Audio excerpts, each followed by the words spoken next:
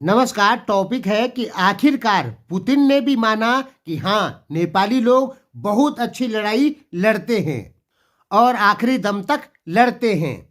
दोस्तों, हमने रशियन समाचार पत्र जकोलक्सी बल्दमीर ऐसे ही कुछ है, वहां एक लेख पढ़ा, ट्रांसलेट किया उसका। उसमें लिखा था ये सब कुछ जो हम आपको बताने वाले हैं। एक बात तो है दोस्तों कि नेपाल के युवा अच्छी लड़ाई लड़ते हैं। इस चीज का यकीन रूस को भी हो चुका है। इसका कारण यह है कि नेपाल सरकार ने बार बार रूस को कहा कि आप हमारे आदमियों को भर्ती मत करो, फिर भी रूस नहीं माना। जब भारत ने मना किया कि आप हमारे आदमियों को वापस करो और अपनी सेना में भर्ती मत करो, तो रूस ने भारत के 20 आदमियों को तुरंत वापस कर दिया और कह दिया हम इंडियन आदमी को अपनी सेना में नहीं ले रहे हैं। लेकिन नेपाल के साथ में ऐसा नहीं हुआ। नेपाल के बार बार कहने पे भी रूस नहीं मान रहा है और नेपालियों को भर्ती करते जा रहा है अपने वैगनर ग्रुप में।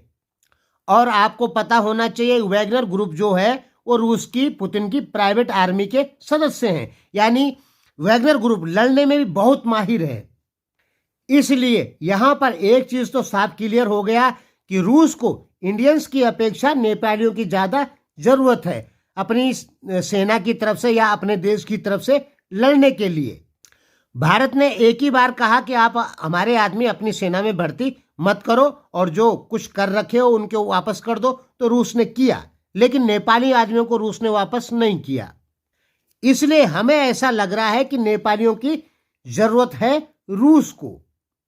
अब क्यों जरूरत है? क्योंकि रूस को भी ऐसा लग रहा है कि हाँ, नेपाली लोग लड़ सकते हैं। इस कारण वो नेपालियों को आसानी से छोड़ नहीं रहा है। देखिए, रूस की जनसंख्या है लगभग 15.5 करोड़, बहुत कम है। अमेरिका की 35 करोड़, भारत की 145 करोड़, चीन की 142 करोड़। तो भारत चीन में कितने भी सैनिक शहीद हो जाएं, भारत और चीन पे फर्क नहीं पड़ता है। अमेरिका के सैनिक शहीद होते हैं तो अमेरिका पे फर्क पड़ता है, और रूस के एक भी सैनिक शहीद होता है तो रूस पे ज्यादा फर्क पड़ता है, क्योंकि वहां पे जनसंख्या कम है। और सेकेंड वर्ल्ड वार में रूस के युवा बहुत सारे शहीद हो गए थे। ऐसी कंडीशन आ गई थी कि 1000 लड़कियों पे 650 युवा थे। यानी लड़कियों की संख्या ज्यादा और लड़कों की संख्या कम। अब यदि रूस के सैनिक ज्यादा शहीद होते हैं तो पुतिन के ऊपर ज्यादा प्रेशर आ जाएगा। इस कारण पुतिन को कुछ विदेशी ऐसे नागरिक चाहिए जो रूस के लिए लड़े और अपना देश समझकर लड़े। इसलिए पुतिन को ऐसा लगा है कि ये काम नेपाली लोग कर सकते हैं, क्योंकि लगभग 150-200 साल का इतिहास रहा है नेपालियों का। वो जिस देश के लिए लड़े हैं तो उस देश के लिए शहीद भी हुए हैं और उस देश के साथ नेपालियों ने धोखा भी नहीं किया। इस कारण रूस अभी तक नेपालियों को मना नहीं किया कि आप हमारी सेना में मत आओ। रूस का सबसे अच्छा दोस्त है north Korea, Kim Jong Un वाला। लेकिन फिर भी किम जोंग उन के पास कितनी सेना है पता है? लगभग 9 लाख एक्टिव आर्मी है उसके पास में। फिर भी उसका एक भी सैनिक रूस के लिए लड़ने नहीं गया। जबकि आपको पता होना चाहिए कि नॉर्थ कोरिया को एटम बम देने वाला रूस ही है। नॉर्थ कोरिया को अमेरिका से बचाने वाला रूस ही है। नहीं तो अमेरिका कब का नॉर्थ कोरिया को और साउथ कोरिया को एक कर देता, या फिर नॉर्थ कोरिया में लोकतांत्रिक शासन प्रणाली ले आता, कम्युनिस्टों को हटा देता। लेकिन रूस ने बचाए रखा। फिर भी नॉर्थ कोरिया ने रूस की मदद नहीं की। इतने सारे सैनिक होने के बाद भी नॉर्थ कोरिया ने रूस को अपने सैनिक नहीं दिए। देखिए, लड़ाई जहां चल रही है, अब तो खैर काफी कम हो गई। वहां क्या है कि कुछ सैनिक लड़ रहे हैं, उनको सामान जो लोग पहुंचा रहे हैं वो भी निशाना बन रहे हैं यूक्रेन के बमों का। इस कारण रूस ने क्या किया कि कुछ विदेशी नागरिकों को कहा कि आप हमारी सेना को रसद पहुंचाएंगे।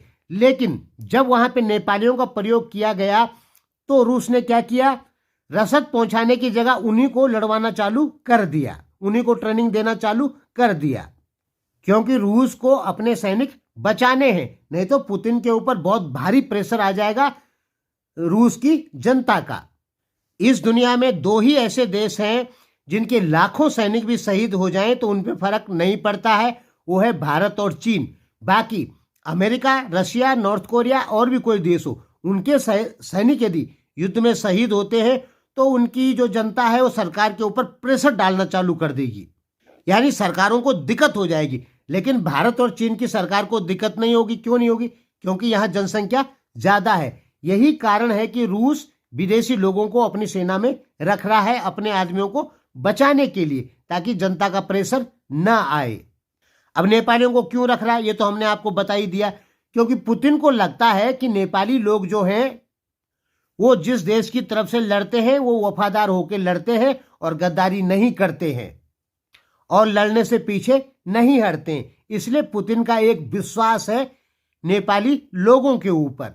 और दोस्तों, ये जो हम आपको बता रहे हैं ये लेख लिया है हमने जकोलक्सी बल्दबीर से, बल्द ऐसे ही कुछ है, बल्दवीर है कुछ, और उसमें जो पढ़ा उसको हमने हिंदी में ट्रांसलेट किया और आपको बता दिया।